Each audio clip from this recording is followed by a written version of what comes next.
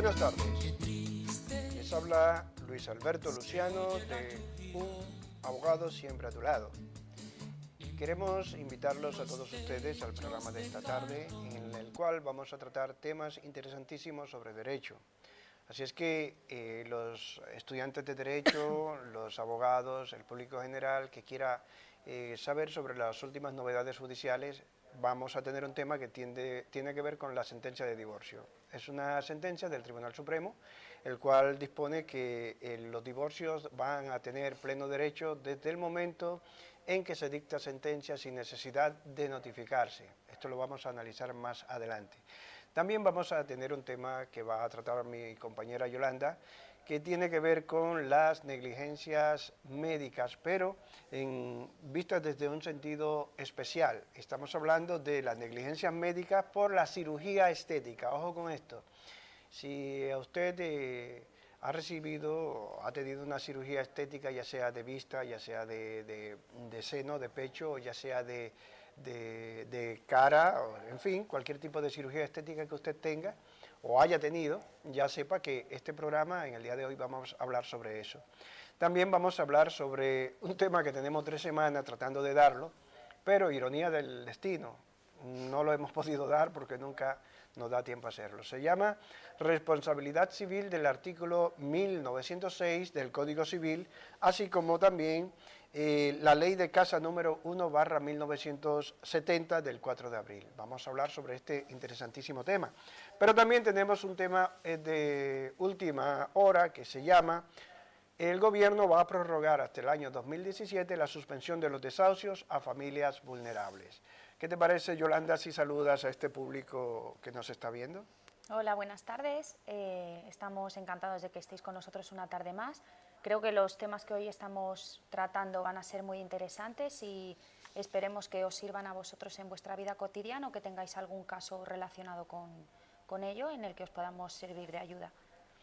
Sin más, vamos a pasar a nuestras novedades judiciales, que tiene que ver con que las sentencias de divorcio producen pleno efectos jurídicos una vez dictadas.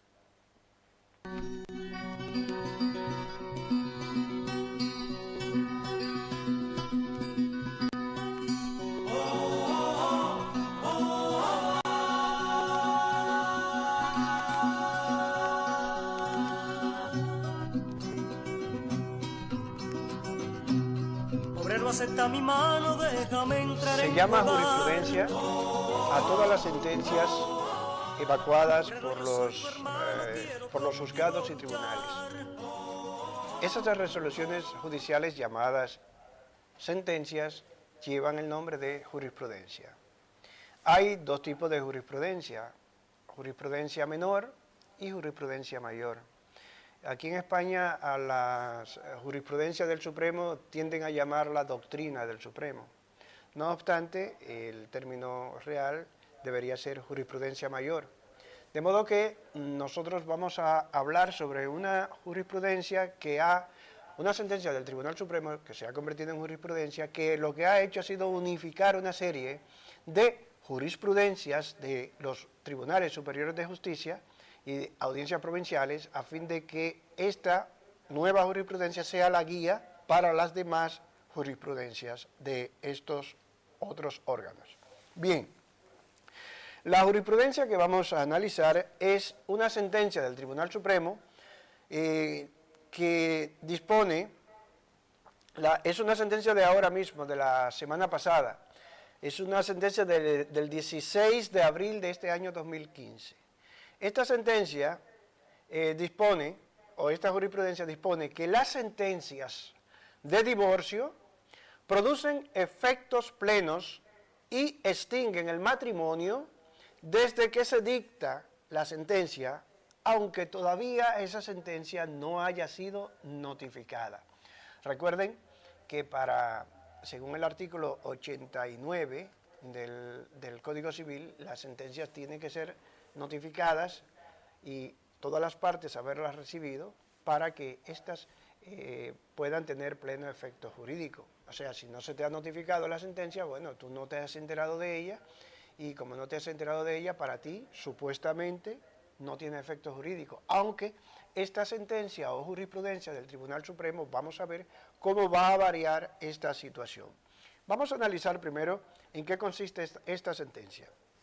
Según la Sala Primera del Tribunal Supremo, ese pleno, ese grupo de jueces, dictó la sentencia de fecha 16 de abril del año 2015, es la sentencia número 203 para los estudiantes de Derecho y abogados, 203/2015, cuyo ponente fue el señor Salas Carceler, en el que ha sentado, como decía anteriormente, ha sentado doctrina, que en realidad sería una jurisprudencia, ha sentado doctrina en torno a la eficacia de la sentencia de divorcio dictada de mutuo acuerdo en un supuesto en que no llegó a notificarse a uno de los cónyuges por su fallecimiento, concluyendo que el dictado de la sentencia de primera instancia, estando ambos cónyuges de acuerdo, porque era de mutuo consentimiento, en cuanto a la petición de divorcio, determina la disolución del vínculo por dicha causa,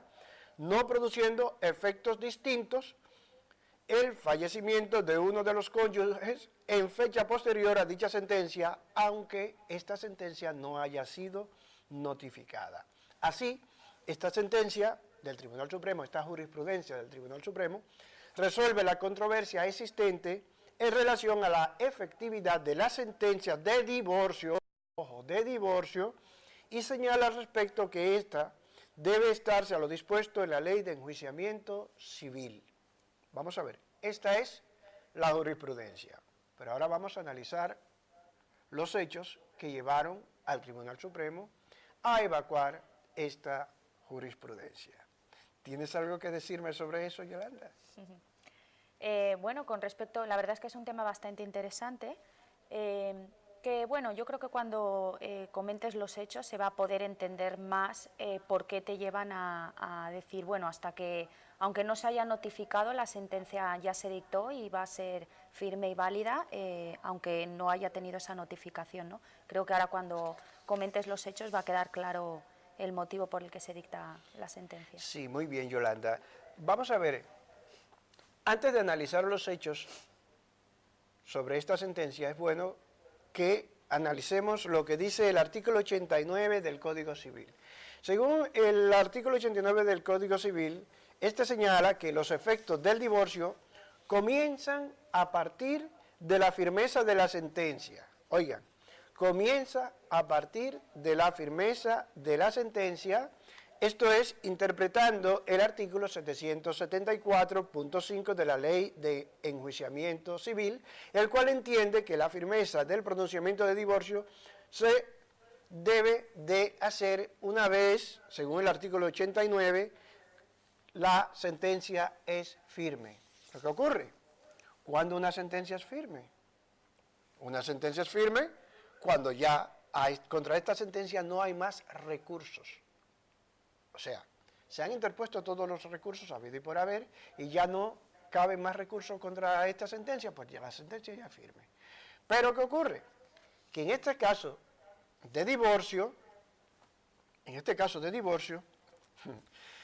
en primera instancia, estos dos cónyuges estaban de acuerdo en divorciarse, ya no se llevaban bien, y como no se llevaban bien, bueno, dijeron, bueno, vamos a hacer un divorcio de mutuo acuerdo, nos vamos a ir al juzgado, vamos a interponer la misma, y de mutuo acuerdo vamos a divorciarnos. Perfecto, todo eso, hasta ahí bien. Fueron al juzgado, interpusieron la demanda de divorcio, y se divorciaron.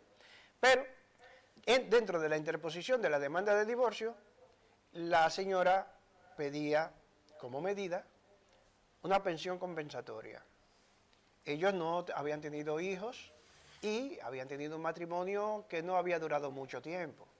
Como no había durado mucho tiempo, bueno, y ellos estuvieron de acuerdo, se firmaron el divorcio de mutuo acuerdo y sencillamente el juzgado lo que hizo fue otorgarle el divorcio negándole a la señora la pensión compensatoria por el tiempo que tenía.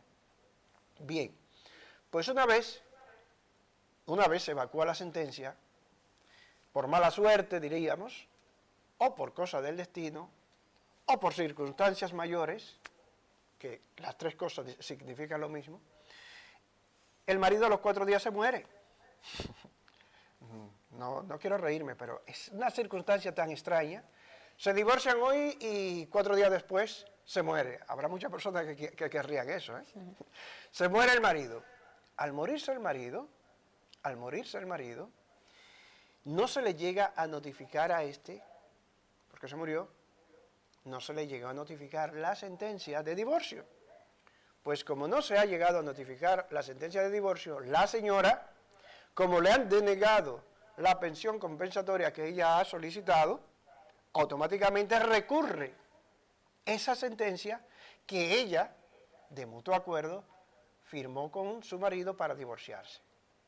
En la audiencia ella recurre y van a la audiencia con esta sentencia, en donde ella alega nulidad de actuaciones, porque la sentencia no se le notificó al marido, porque se murió a los 4 días. Ninguna sentencia a los 4 días ya te la notifica. Y ella ha alegado nulidad de actuaciones e infracción procesal. ¿Qué ocurre? El caso es confirmado y llega al Supremo. Se confirma la sentencia de primera instancia en donde se asume que el divorcio está finiquitado, el matrimonio está finiquitado y esto llega al Supremo. ¿Qué ocurre? Que como les dije anteriormente, hay 17 audiencias provinciales, hay 17 tribunales superiores de justicia, porque hay 17 comunidades autónomas que cada una tiene un juzgado, una audiencia provincial y un tribunal superior de justicia. Como dentro de cada una de esas audiencias provinciales y tribunales superiores de justicia existían sentencias contradictorias, el Supremo, cuando le llega este caso, dice, bueno, ya nosotros tenemos que evacuar una sentencia que unifique todas estas sentencias y que la que valga sea la que nosotros, como Tribunal Supremo, vamos a evacuar. A partir de ahí, miren que es del 16 de abril, hace apenas, no hace ni siquiera un mes, hace 20 días que se dictó esta sentencia, a partir de ahí el Supremo consideró que sí, que había que confirmar la sentencia del Tribunal de Primera Instancia y ha argumentado que, contrario a lo que dispone el artículo 89 del Código Civil, conforme al artículo 745 del Código Civil, dice que la firmeza del pronunciamiento del divorcio que se produce en primera instancia cuando ha sido solicitado por ambos cónyuges y en consecuencia no resulta recurrible dado que el legislador ha querido desligar la firmeza del pronunciamiento principal en los procesos matrimoniales de la impugnación de las medidas acordadas, de modo que esta última no impida aquella. Es decir, el Supremo ha considerado que el simple hecho de que ambos hayan firmado la sentencia y el juez haya evacuado la sentencia, aunque ésta no se ha notificado, contrario al artículo 89 del Código Civil, ya esta sentencia, aunque no fuera firme, tendría el carácter de firme. ¿Qué te parece, Yolanda, esta interesante jurisprudencia? Hombre, creo que es una medida, sobre todo en este caso en concreto, porque bueno, la verdad es que también todo depende mucho de los hechos que se vayan dando en cada caso. A lo mejor en un caso te puede parecer más justo, por decirlo de una manera que no.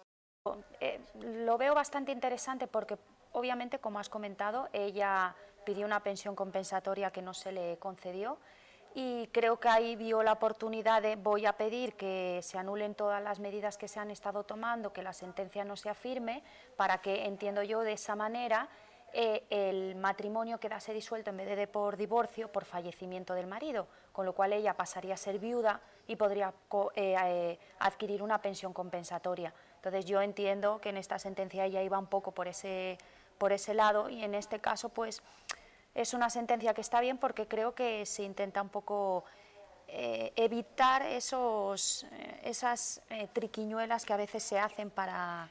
Podríamos llamar fraude de ley. Por ejemplo, claro. O sea, sería un fraude de ley. Si ella estaba de acuerdo en divorciarse y como no me dieron la pensión, ahora yo la voy a buscar a través del Estado. Claro. Anulo todas las actuaciones, me quedo viuda y me da la pensión como quiera. Bendito dinero, ¿eh? Efectivamente, entonces es una medida que en este caso viene muy bien para que se eviten hacer este tipo de actuaciones que de alguna manera son fraudulentas o intentan hacer un esquivo a la ley, ¿no? Exactamente. Entonces hemos querido traer esta novedad judicial, novedad jurídica, para que usted, si nos está viendo, si es profesional del derecho, sepa que ya esta sentencia, jurisprudencia existe, y si quiere profundizar más en ello, lo puede hacer. Si es estudiante de Derecho o es una persona que se pueda ver en una de estas situaciones, sencillamente decirle que el bufete jurídico Luciano y Asociados está en la calle Dorama 26, aquí en Galdar, y que estamos en la Canaleja 58 en Las Palmas. También estamos, como le dije, en Tenerife, en 3 lugares, en la calle Santiago número 5, estamos en la calle... en la calle José de Betancourt, en La Orotava, y estamos para servirle también en La Laguna. Así es que ahora vamos a pasar a la primera ponencia, que nos va a traer nuestra compañera Yolanda, la cual consideramos muy interesante.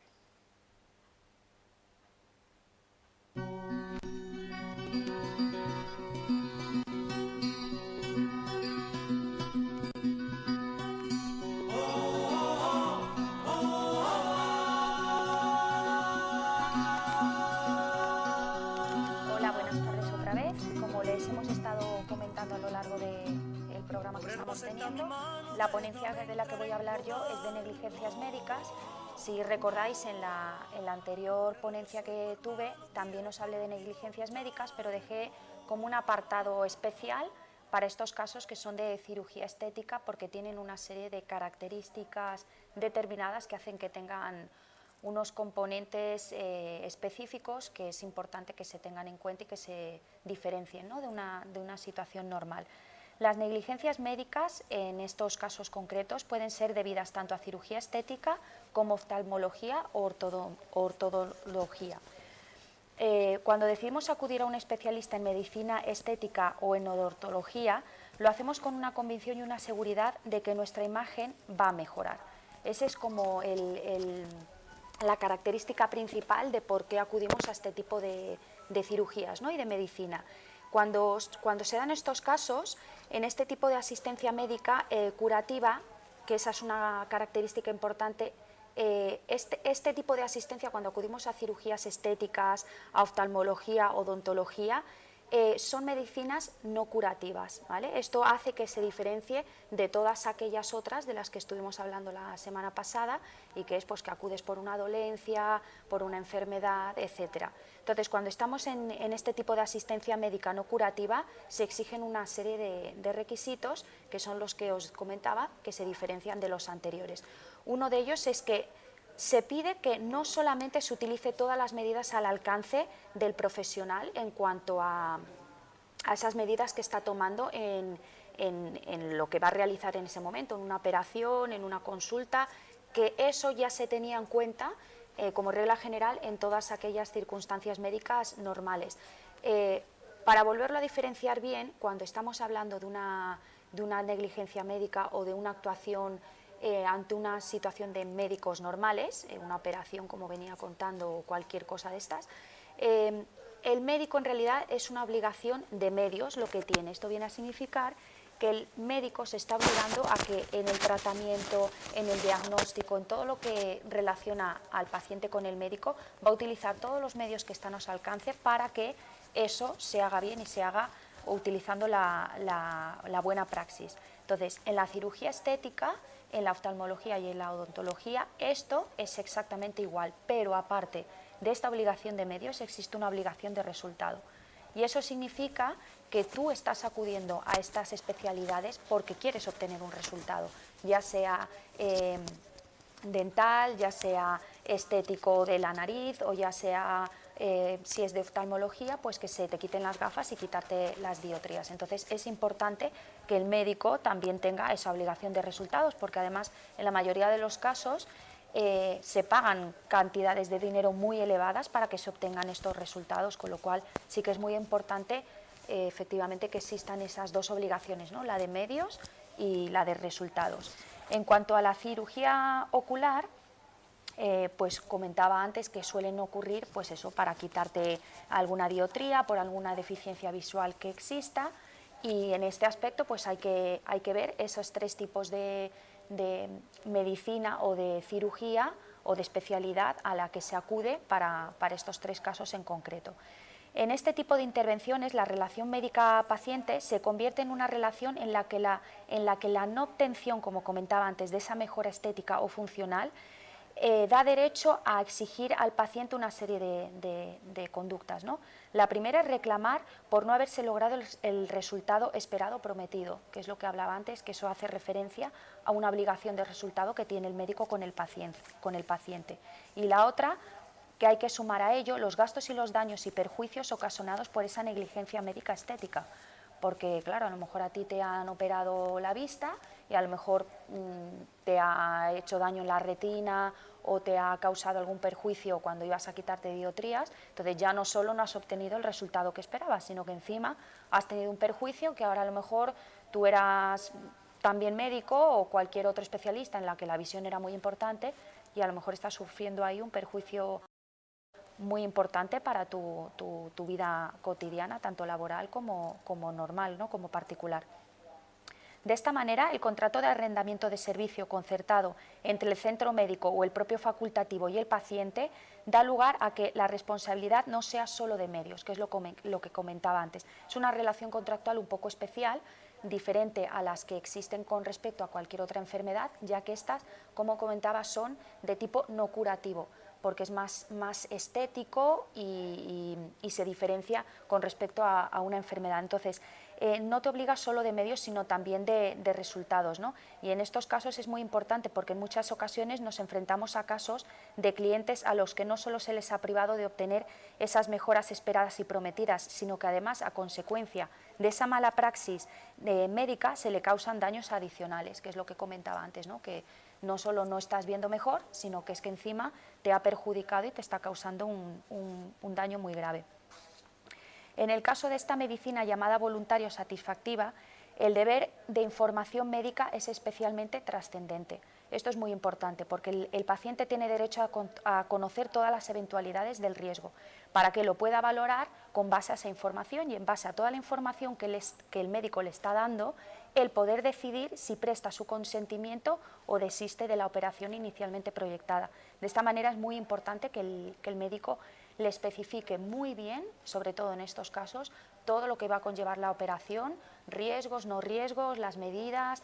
De hecho, muchas veces, por ejemplo, en las cirugías estéticas de visión, casi siempre te comentan, sí, te vamos a quitar las dioptrías, pero nada impide que en un año te vuelvan a aumentar. Entonces tú decides si con ese riesgo estás queriendo aún así realizar la operación. Con lo cual eso significaría que, por ejemplo, si usted se realiza una operación para quitarse las dioptrías, le operan, se las quita, usted ve estupendo, está muy contento y al año le aumentan. No va a poder demandar al médico por una negligencia médica porque no ha obtenido el resultado que usted quería. Si lo obtuvo, lo que pasa es que el cuerpo humano reacciona de una manera y a usted le puede volver a aumentar, y es una situación que a usted le comentaron en el médico cuando fue a hacerse la intervención y le dijeron los riesgos que corría, con lo cual ahí no podría reclamar, por ejemplo, al médico por una negligencia. Se preguntarán muchas veces qué ocurre con las cirugías estéticas y la cobertura de la seguridad social. Bueno, yo me quiero operar el pecho, ¿esto me entra en la seguridad social? O me quiero quitar las gafas porque tengo 3 de dioptría y la verdad es que son un poco incómodas y un estorbo estar todo el día con las lentillas. Pues bueno, por regla general, la seguridad social no cubre las intervenciones ni tratamiento de cirugía estética. ¿Por qué? Porque este tipo de intervenciones tienen un carácter de voluntariedad e innecesariedad del cliente. No es una cirugía que se necesite en realidad, porque corras peligro, porque estés enfermo. En realidad, pues son cirugías voluntarias que tú decides realizar por motivos estéticos. Sin embargo, existen una serie de excepciones que, a pesar de que se tratan de cirugías estéticas, tienen una serie de componentes de asistencial, curativo o reconstructivo que pueden quedar cubiertos por los servicios médicos de la Seguridad Social. De esta manera no se les trata como con una naturaleza de cirugía estética, sino como la de plástico y reconstructiva. Esto es muy importante porque hay determinados casos, que a lo mejor que ahora comentaré algunos de ellos para que les queden claras las diferencias, en los que a pesar de que parecen que son estéticas, traen una serie de situaciones solapadas que hacen que no sean así, que realmente tengan ese toque curativo que van a hacer que entren dentro de la Seguridad Social. Así a modo de ejemplo y enunciativas que no hacen que sea una lista cerrada, voy a enumerarles algunas. Por ejemplo, la cirugía abdominal, regiones del glúteo, por ejemplo, para aliviar dolores de espalda, hernias, úlceras, irritaciones cutáneas o para facilitar caminar de una manera más correcta. Por ejemplo, ahí no entraría, ay, me quiero eliminar las cartucheras, eso es estético. Una cirugía de mamas, por ejemplo, pero como reconstrucción tras una mastectomía o que además es una intervención quirúrgica siempre aconsejable tras una puntación importante, también para corregir asimetrías congénitas, o mamas muy voluminosas que producen problemas médicos, o para eliminar una ginecostomatía en el hombre, por ejemplo. Entonces, estas son circunstancias que las harían diferentes a una chica, por ejemplo, que dice, ay, tengo poco pecho y quiero aumentar de talla. Eso no entraría dentro de estas excepciones que sí que se consideran posiblemente dentro de la Seguridad Social.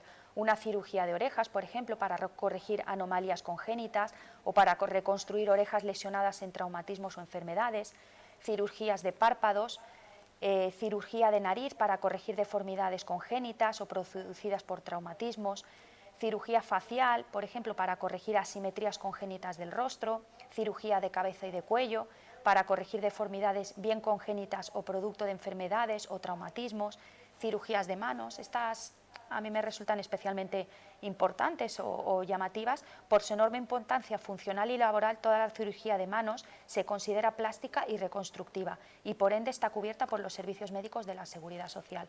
Es lo que comentaba, es que no se trata solo estética, es que se necesitan para poder actuar en tu vida cotidiana o trabajar.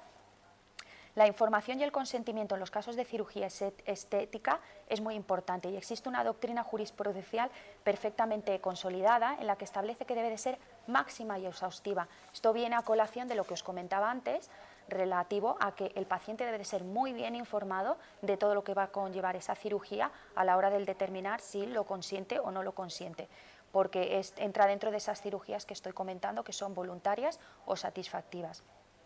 Ya haciendo este pequeño recorte o repaso de todo lo que serían las cirugías estéticas, quiero comentaros lo que todo paciente debe de saber y no olvidar cuando vaya a someterse a tratamiento médico y hospitalario, tanto en el ámbito de la cirugía estética, ortodoncia o oftalmológica, como en el ámbito general del que ya hablamos la semana pasada, tanto en la sanidad pública como en la privada, ¿vale? Entonces, si queréis tomar nota, porque son muy importantes a la hora de saber qué actuaciones tomar si os encontráis ante un caso así. Como regla general, que es lo que comentaba antes, el médico, es que esto es muy importante y quiero que quede muy claro, el médico no es responsable del mal resultado, porque, acordaros, tiene una obligación de medios. Con carácter general, él solo se obliga a que ponga a disposición del paciente todos los medios que están a su alcance para realizarlo con la buena praxis a la que se ha obligado al estudiar la carrera de medicina. Entonces, eso es por regla general, el médico tiene que hacerlo.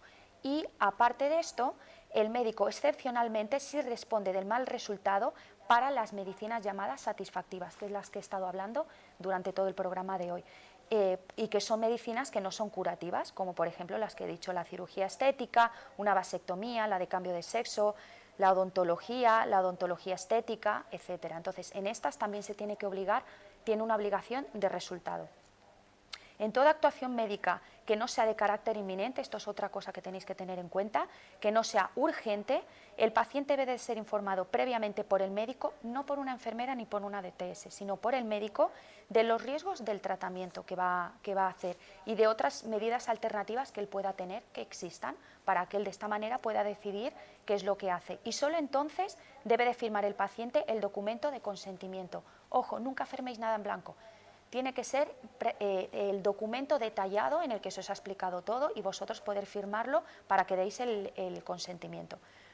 Otra cosa que tenéis que tener en cuenta es que el paciente haya firmado el documento de autorización o consentimiento para el tratamiento. Eso no significa, ni mucho menos, que el médico quede libre de sus responsabilidades de actuar con negligencia, prudencia y pericia y poner a disposición del paciente todos los medios diagnósticos y el tratamiento existente. Es decir, aunque usted firme el consentimiento, no significa que está renunciando a que el médico actúe con toda la buena praxis que está en sus manos y con los conocimientos médicos que ha adquirido durante toda su carrera y durante todos sus años de experiencia. Por otro lado, para que exista derecho a reclamar una indemnización por responsabilidad médica u hospitalaria, el paciente tiene que haber sufrido efectivamente una lesión o perjuicio. Esto es importante. Esta lesión o perjuicio puede ser física, económica, psicológicas o morales, ¿vale? No tienen por qué ser solamente físicas.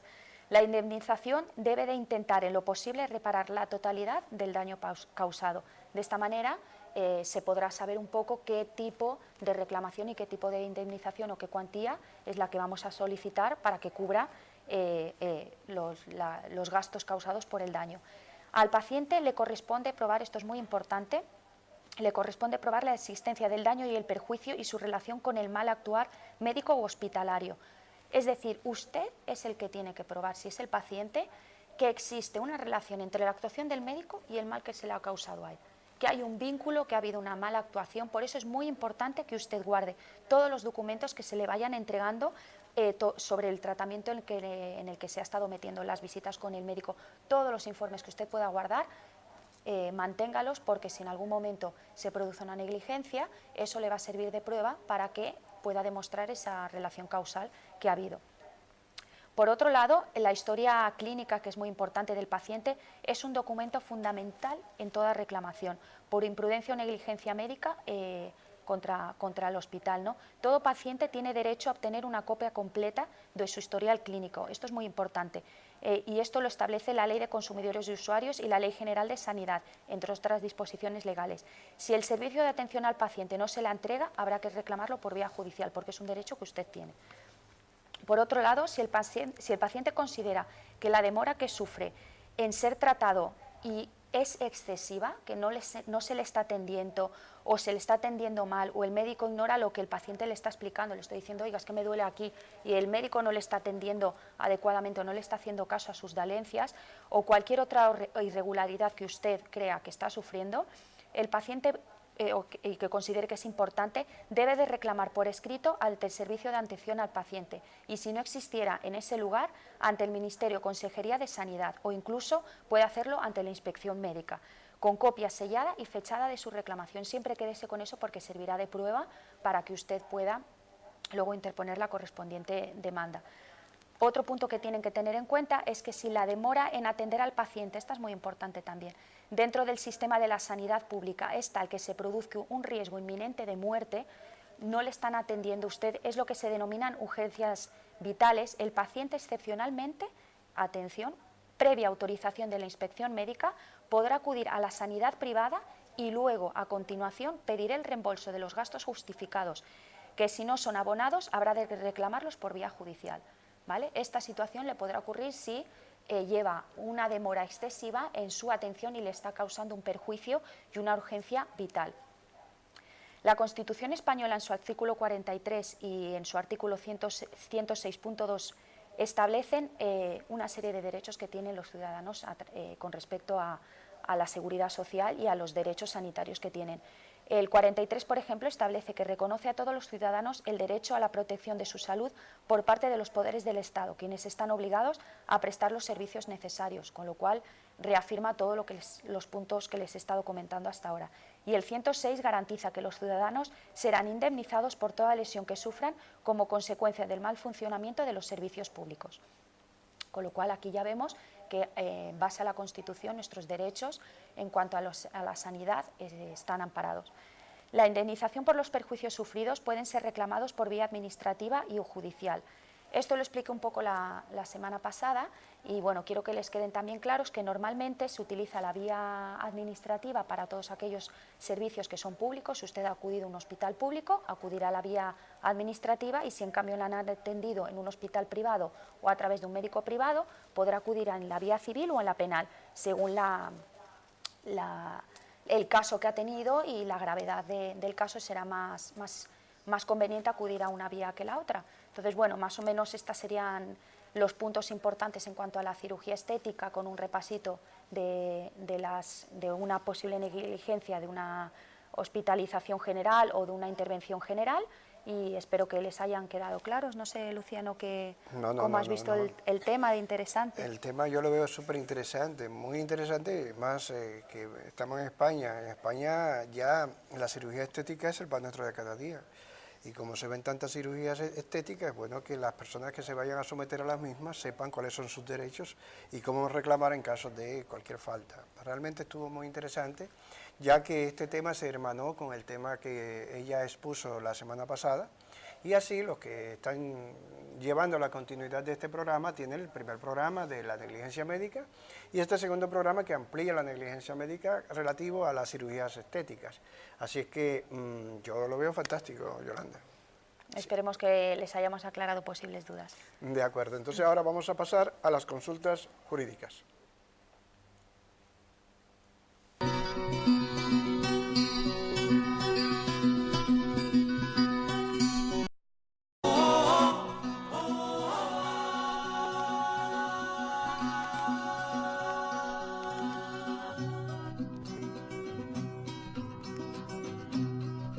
Acepta mi mano, déjame entrar en tu hogar. Hola, en la sección de consultas jurídicas, como estamos tratando el tema de las negligencias médicas, nos han estado preguntando sobre este tema y son las siguientes. La primera consulta viene de Las Palmas y dice así: hace 3 años me operé de la espalda por la Seguridad Social. Transcurrido todo este tiempo y después de comprobar que no he tenido una recuperación, me aconsejaron volver a pasar por quirófano, pero esta vez por privado y pagándolo yo. Según este último médico, cometieron conmigo una negligencia, ya que me quitaron un ligamento que es el que no me ha dejado recuperar. ¿Puedo reclamar la cantidad de dinero que me ha costado esta última operación? Bueno, a ver, en base a lo que les he estado comentando hasta ahora, como se trata de una reclamación ante la Seguridad Social y por tanto un organismo público, en principio la vía que usted tiene es una vía administrativa, la cual tiene un plazo de 1 año desde que se produce el perjuicio. Como usted comenta que hace 3 años que se operó de la espalda en la Seguridad Social, ya no tendría la opción de acudir a la vía administrativa. Sin embargo, aunque lo normal no es acudir a las otras vías en caso de servicios públicos, sí que al haberse agotado esa opción de la vía administrativa podrá interponer una demanda, por ejemplo, por la vía civil contra el médico, para ver si de esta manera podría llegar a ir más allá e ir a trámite la demanda. La siguiente consulta nos viene de Barcelona y dice así: buenas tardes, tras varios desmayos y notar mucho cansancio, acudí al médico de la Mutua. Me hicieron pruebas y detectaron que me tenían que poner un marcapasos. Tras otro desmayo, me visité en la Seguridad Social presentando también las pruebas de la Mutua. En las pruebas allí realizadas no me detectaron anomalías. Los médicos mismos afirman que es muy difícil tener bloqueos justo cuando te están haciendo las pruebas. El trato además fue muy malo. En el informe de alta decidieron que estaba bien del corazón. Posteriormente, de urgencia, me han tenido que poner un marcapasos en la Mutua pagándomelo yo. ¿Tengo derecho a reclamar el mal diagnóstico y los 6.000 euros que me ha costado el marcapasos? Muchas gracias. Hombre, aquí está claro que si ha tenido un diagnóstico a través de la Mutua en el que sí le recomiendan un marcapasos y sin embargo acudes a la Seguridad Social y te dicen que no, es muy probable que haya habido un mal diagnóstico por parte de la Seguridad Social. Entonces, en base un poco a todo lo que he estado comentando, usted lo que tiene que hacer es recabar toda la información que tenga respecto a los informes médicos que ha ido a la Seguridad Social, las pruebas que le estuvieron haciendo. Incluso en este caso sería muy importante y muy bueno que pudiera obtener la prueba testifical del médico de la Mutua, en el que él comenta que es muy probable, por no decir que lo afirma, que se haya producido una negligencia porque le han quitado un ligamento que le está produciendo ese daño, ¿no?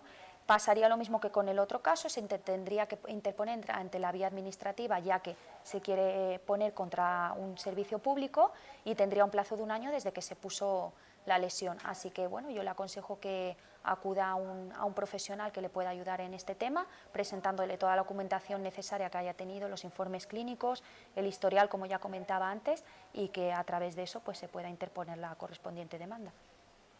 Muy bien, entonces ahora vamos a pasar a la próxima ponencia, que tiene que ver con los cazadores. Como sabemos que hay tantos cazadores aquí en Canarias, vamos a tratar sobre la responsabilidad civil del artículo 1906 del Código Civil, así como la Ley 1/1970 del 4 de abril, que va a tratar sobre la ley de caza.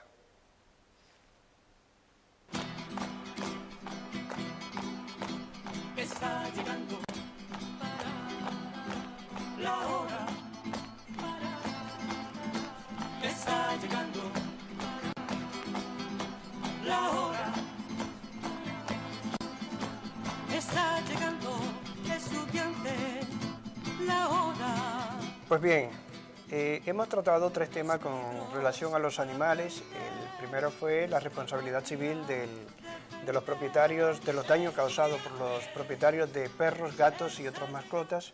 Luego tratamos sobre los animales potencialmente peligrosos, la responsabilidad civil de los propietarios de estos por los daños causados por estos.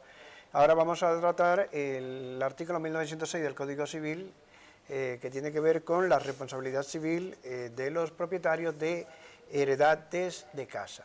Bien, dice el artículo 1906 del Código Civil que lo vamos a analizar conjuntamente, paralelamente con la Ley 1/1970 del 4 de abril, que es la ley de casa. Como son legislaciones paralelas, queremos hacer una especie de paralelismo o comparativo, a fin de que usted, si es cazador, sepa cuáles son las responsabilidades que usted tiene tanto en el ámbito del derecho del Código Civil como en el ámbito de esa ley especial, que es la Ley 1/1970. Dice el artículo 1906 del Código Civil que el propietario de una heredad de casa responderá del daño causado por esta en las fincas vecinas, cuando no haya hecho lo necesario para impedir su multiplicación o cuando haya dificultado la acción de los dueños de dichas fincas para perseguirla. Vamos a ver. Usted tiene una heredad de casa, tiene un terreno donde se reproducen los animales. Saben ustedes que hay animales que se reproducen muy rápidamente y al reproducirse muy rápidamente tienden a convertirse en una especie de plaga. Plaga porque como se reproducen tanto, tienden a ir a buscar comida a otros lugares. Entonces, al ir a buscar comida a otros lugares, todos los daños que le ocasionen esos animales que están en su predio, en su heredad de casa, a otro vecino, todos esos daños causados usted va a ser responsable por ello. Usted va a tener que responder ante el propietario de esa finca vecina por esos daños causados. Según el artículo 33 de la Ley 1/1970, hay ciertas diferencias con el artículo 1906. Las diferencias son las siguientes. Por ejemplo, según el artículo 1906, hay un sujeto responsable.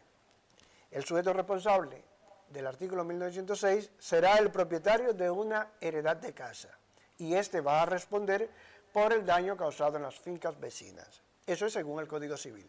Ahora, según la ley de casa, el sujeto responsable van a ser los titulares de los cotos o aprovechamientos cinegéticos, así como los propietarios de terreno subsidiariamente, quienes van a responder por esta situación. Otra diferencia entre el artículo 1906 y la ley de casa es la responsabilidad subjetiva. Según el artículo 1906, la responsabilidad subjetiva va a ser siempre por culpa.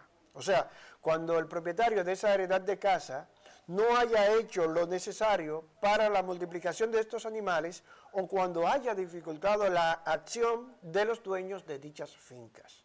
Si el propietario lo dificulta, entonces va a ser responsable civilmente por estos daños causados. Según la ley de casa, la responsabilidad siempre va a ser objetiva, en vez de ser subjetiva por culpa, va a ser objetiva o por riesgo. Esas son las diferencias entre las responsabilidades de lo que establece el Código Civil y lo que establece la ley de casa. Ahora, según el Código Civil, va a haber una causa de exoneración a la responsabilidad civil. La causa de exoneración, según el Código Civil, va a ser que el propietario de esa heredad de casa haya obrado diligentemente para impedir que estos animales hayan ocasionado un daño a los demás. Y según la ley de casa, la causa de exoneración siempre va a ser con respecto a los cazadores cuando existiese fuerza mayor o sea por culpa de la víctima. Hasta aquí la diferencia entre una ley y lo que dispone el Código Civil con relación a la responsabilidad civil de los propietarios de esas heredades de casa. Ahora, para nosotros hemos analizado ahora el continente de lo que dice la ley. Ahora vamos a ver el contenido para que usted pueda entenderlo mejor. Si usted no es cazador y usted está viendo este programa, quiere saber a qué se refiere la ley. Por ejemplo, la ley se refiere a cuáles son los animales de casa objeto de tanto el artículo 1906 como de la ley 1/1970. ¿Cuáles son los animales objeto de caza? Son aquellos animales salvajes quedando excluidos los pertenecientes a las especies protegidas, pudiendo ser determinadas por las comunidades autónomas según el anexo 1 del Real Decreto 1095 de 1989 del 8 de septiembre. Ahora, ¿cuáles son estos animales con excepción de los que están protegidos? Son a los que usted puede cazar: las liebres, los conejos, los jabalíes, los zorros, los ciervos, las cabras montés y otros tipos de animales como estos, que son animales salvajes. Esos animales que están en esa heredad de casa, perfectamente usted podría cazarlos. Y dentro de las aves está, por ejemplo, el pato colorado y otras especies de aves que van a estar dentro de esa heredad de casa, que al multiplicarse usted podrá cazarlo.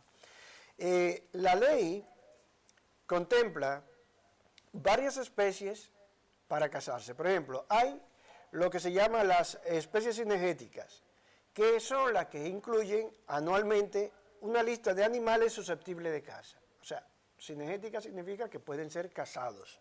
Y dentro de esas especies que pueden ser cazadas, ya yo acabo de enumerarles cuáles son. Y las no cinegéticas, que son las que no pueden ser cazadas de un modo legal. Esas son especies protegidas o amenazadas según el artículo 23.2. Por ejemplo, ahora mismo hemos visto que un enjambre de abeja le ha picado a unas personas, no sé si tú viste el telediario, unos enjambres de abejas ahora en primavera. Las abejas por el calor están moviéndose de un lado a otro y forman enjambres. Pues bien, estos enjambres de abeja, si le pican a usted no puede matar a estas abejas, no puede coger veneno ni puede coger nada para matar a las abejas para que no le piquen a usted. ¿Por qué? Porque las abejas están dentro de las especies no cinegéticas y significa que están protegidas. Legalmente están protegidas y usted no puede matar una abeja, ojo, porque si usted mata una abeja o mata esos enjambres de abeja, a usted le van a meter una muy buena multa. También, en cuanto a la ley, están los sujetos responsables, que son los que se van a aprovechar cinegéticamente o los que a los que se le va a permitir cazar este tipo de animales, y están los del régimen cinegético especial, que son los que pueden cazar una especie de animales especiales. Está, por ejemplo, la acción común, que no se señala sujetos responsables en cuanto a la ley de caza, y los que van a aplicar siempre el artículo 1906 del Código Civil en cuanto, o de acuerdo al artículo 35.3 del reglamento de 1971. Entonces, dentro de estas especies están las especies especiales que están dentro de lo que se llaman cotos de caza y refugio de caza. Están también las piezas procedentes de reservas de animales de caza, las piezas de caza procedentes de parques nacionales, las piezas de caza procedentes de terrenos sometidos a caza controlada. Ahora, ¿cuál va a ser la responsabilidad civil de estas personas? de los propietarios de estos cotos de caza, va a haber dos tipos de responsabilidad civil. Por ejemplo, estará la responsabilidad civil, por un lado, la responsabilidad administrativa y la responsabilidad civilmente administrativa. Entonces, estas responsabilidades van a depender, como dijo en su momento Yolanda, dependiendo de si es público o es privado. Recuérdense que Yolanda habló de una responsabilidad civil, o sea, la negligencia médica conlleva una responsabilidad civil. El que deje o permita que estos animales dentro de estos cotos de caza hagan los daños que van a hacer, eso conlleva otro tipo de responsabilidad civil. Y como Yolanda dijo, puede ser una responsabilidad civil administrativa, como puede ser una responsabilidad civil estipulada en el Código Civil. Para nosotros aclarar un poquito más la ley, tenemos que definir lo que son los cotos de caza según esta ley 1/1970. Y los cotos de caza según esta ley es toda superficie continua de terreno susceptible de aprovechamiento cinegético, o sea, que pueden ser cazados los animales que están viviendo en ese predio, que haya sido declarado como tal, o sea, como de aprovechamiento cinegético, como mediante una resolución del Servicio de Pesca Continental, el Servicio de Caza y el Servicio de Parques Nacionales, según el artículo 15 de la Ley 1/70. Es decir, que la definición de cotos de caza, según esta ley, tiene que estar bien especificado, diciéndote cuáles animales tú puedes cazar, cuáles son cinegéticos y cuáles no. Entonces, según el artículo 35.1, van a haber varias responsabilidades. Por ejemplo, los propietarios y otros titulares de estos terrenos constitutivos voluntariamente en coto van a ser los sujetos responsables. Y también todos los titulares acotados solidariamente o en grupo cuando no se determine la procedencia del animal. Es decir, vamos a ver, como con el artículo 1905 que analizamos, si un animal de estos cotos de caza produce un daño, la responsabilidad civil que le va a caer siempre va a ser, en principio, a los propietarios de esos cotos de caza. Y, secundariamente, si no se determina la responsabilidad civil de estos propietarios, entonces solidariamente a todos los que tengan cotos de caza en una zona determinada. Los refugios de caza, según la definición de la Ley 1/70, y del artículo 33.3 de la Ley 1/70, van a ser siempre lo que determine el reglamento. Y la responsabilidad civil de estos refugios, de los propietarios de estos refugios, serán los titulares de aprovechamiento de caza y, subsidiariamente, los administradores del Servicio de Pescas y Parques Nacionales. Ahora, vamos a determinar qué animales podrían ser considerados piezas de caza procedentes de reservas nacionales de caza. Según el artículo 33.3 de la Ley 1/70 y del reglamento, están los animales determinados anteriormente, la lista de animales que acabamos de enunciar. La responsabilidad civil, por ejemplo, causado por piezas de caza en accidentes de circulación, esto es muy importante. Usted va conduciendo su coche, va cerca de un coto de caza, un animal sale corriendo, usted choca con este animal y tiene un accidente de tráfico, ¿quién va a ser el responsable? Bien, para analizar esto tendríamos que ver lo que dice la Ley de Seguridad Vial del 2 de mayo de 1990, el Reglamento General de Circulación del 17 de enero de 1992, y la Ley 8/1972 del 10 de mayo sobre construcción, conservación y explotación. Y según el artículo 50.2 de la ley, en las carreteras será siempre responsable la administración si en los lugares en que haya animales sueltos no se colocasen las debidas señales que digan presencia de animales sueltos o animales cinegéticos o de especies cinegéticas. La administración siempre va a tener que poner un letrerito, una señal, diciendo que en esa zona hay animales de este tipo para que usted conduzca con precaución.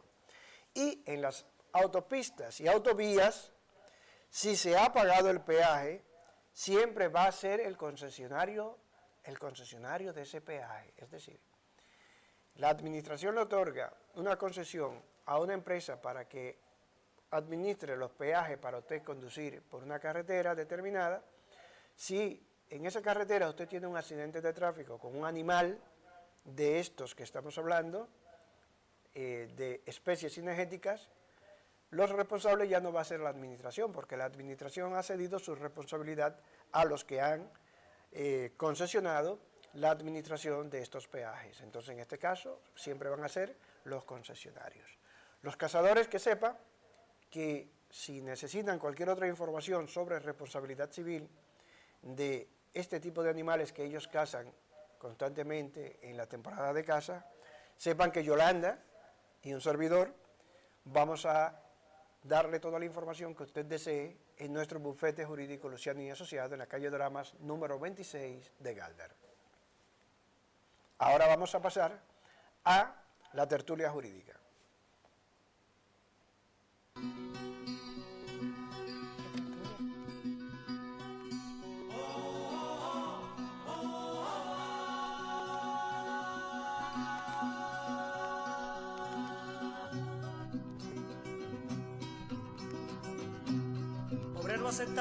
Bueno,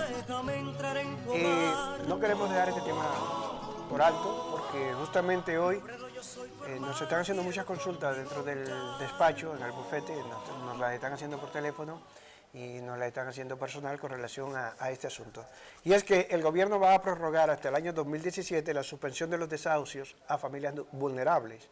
Es decir, el gobierno afirmó, promulgó una especie de normativa que tiene que ver con el Código de Buenas Prácticas, y debido a esto lo que ha hecho es que los bancos, una serie de bancos que se han acogido a esta norma, han suspendido los desahucios para las personas que tienen dificultades económicas. Entonces el gobierno ha anunciado, este lunes anunció que va a prolongar hasta el año 2017 el periodo de suspensión de desahucios de viviendas habituales entre los colectivos más desfavorecidos, establecido por la Ley 1/2013 del 14 de mayo de medidas para reforzar la protección de los deudores hipotecarios, reestructuración de la deuda y alquiler social, que vence en mayo de este año. O sea, al vencerse en mayo de este año, periodo electoral, el gobierno, aprovechando estas circunstancias, lo que ha hecho ha sido prorrogarlo 2 años más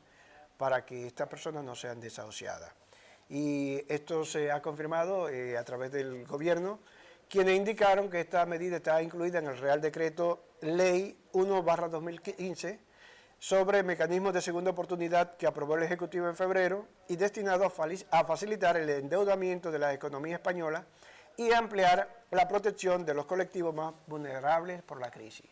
No obstante esto, hoy estuve viendo en el telediario, porque yo soy asiduo al telediario, estuve viendo hoy en el telediario que el partido político Podemos ha propuesto como medida estrella, y si gana las elecciones, no solamente la suspensión hasta el 2017, Podemos estar proponiendo suspender los desahucios, que el que tenga una casa y quiera salir de ella la entregue en dación de pago al banco, le entregue la casa, la llave de la casa al banco, le diga: toma tu casa, ya yo me quedo libre, no voy a seguir pagando 20 años más esta deuda que según la ley hipotecaria que tenemos actualmente, usted entrega la llave y sigue pagando esa deuda, aunque ya esa casa se la vendan a otra persona, se haya hecho otro negocio con esa casa, usted sigue endeudado 20 años más, porque es lo que establece la ley.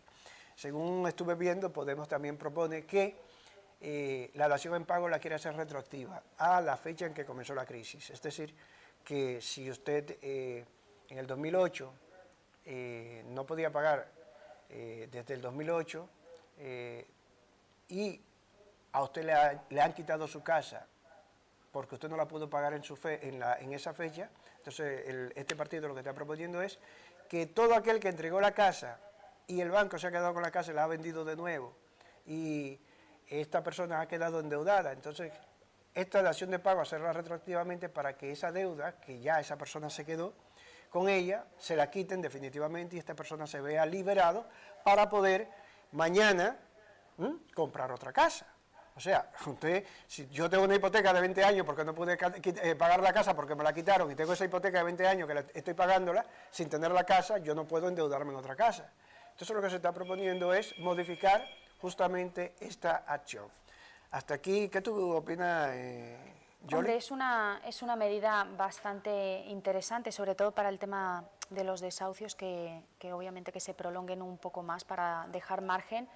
En cuanto a lo que propone el partido de Podemos, pues, hombre, en principio parece interesante. Siempre hay que ver un poco todos los mecanismos que se pueden llevar a cabo, etcétera. Ya es un tema político y ya es más controvertido, pero efectivamente todo lo que se puede hacer para intentar ayudar al tema de los desahucios, que se les dé más tiempo, que se les dé oportunidades para que no se tenga que hacer así, pues bienvenido sea. Mira, en mi país nosotros tuvimos un presidente que duró hasta los 96 años. Gobernó el país por unos 12 más 10, unos 22 años. Gobernó el país por 22 años y durante 30 años se mantuvo en el poder con la dictadura de Trujillo. Era el doctor Joaquín Balaguer. Resulta que Joaquín Balaguer, cuando estaba en campaña electoral, que quería reelegirse, una medida como la que propone Podemos ahora, como él estaba en el gobierno, si el partido de la oposición proponía una medida como esa, Balaguer lo que hacía era que antes de que se celebraran las elecciones, él hacía la medida. Convertía la medida que él consideraba que le iba a dar votos al otro partido. Él lo que hacía era, cogía esa medida, la convertía en ley, la ejecutaba y ya el partido no tenía nada que ofrecer.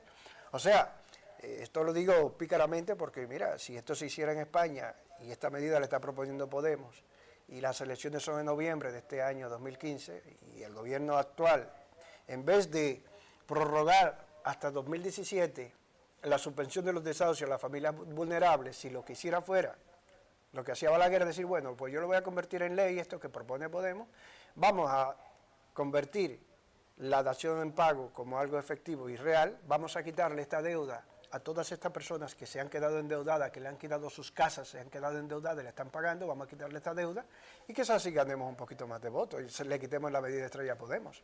¿Qué te parece? Está claro que aquí en el tema de política es un poco todo vale y bueno, es que es un tema muy controvertido y obviamente yo por mi parte todo lo que sea mejorar o intentar ayudar siempre a los más desfavorecidos, pues siempre viene bien, venga de quien venga la oferta, ¿no? O la medida. Exactamente, es que realmente la dación en pago, países como Estados Unidos, que son el ejemplo nuestro, cuando vino la crisis inmobiliaria, mediante la dación en pago, todo aquel que no pudo pagar su casa sencillamente entregaba la casa al banco, el banco la vendió, hacía lo que sea con ella y sencillamente la persona quedaba liberada. Pero es que una persona que le hayan quitado su casa no puede mañana volver a hipotecarse en otra casa porque tiene una hipoteca anterior que le está pagando y tiene que pagarla de por vida. Pues Yolanda, nos vamos a quitarle más tiempo a nuestro técnico y vamos a pasar rápidamente a la sección de despedida.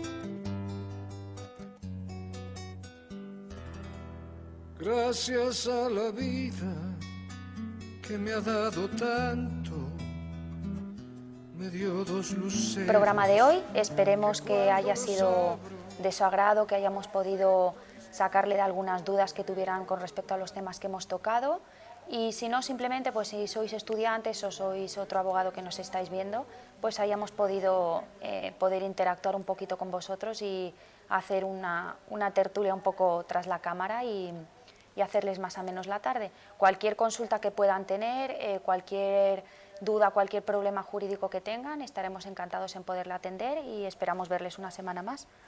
De acuerdo. La próxima semana, señores, les esperamos y esperamos que ustedes puedan adquirir todos estos conocimientos que hemos querido transmitir en el día de hoy. Recuerden que este programa está pagado, subventado por el Bufete Jurídico Luciano y Asociados, que lo que queremos es transmitir el derecho de una manera clara, que ustedes lo puedan entender, que sepan cuáles son sus derechos y que mañana sencillamente no tienen que agradecernos nada, sencillamente aprendan algo nuevo cada día más. Estamos en YouTube a partir de 24 horas, nos puede buscar en YouTube o en Google, escriben Un Abogado Siempre a tu Lado y van a ver todos nuestros programas, tanto los de la primera temporada y los de esta segunda temporada. Así es que la próxima semana les esperamos y muchas gracias por su participación.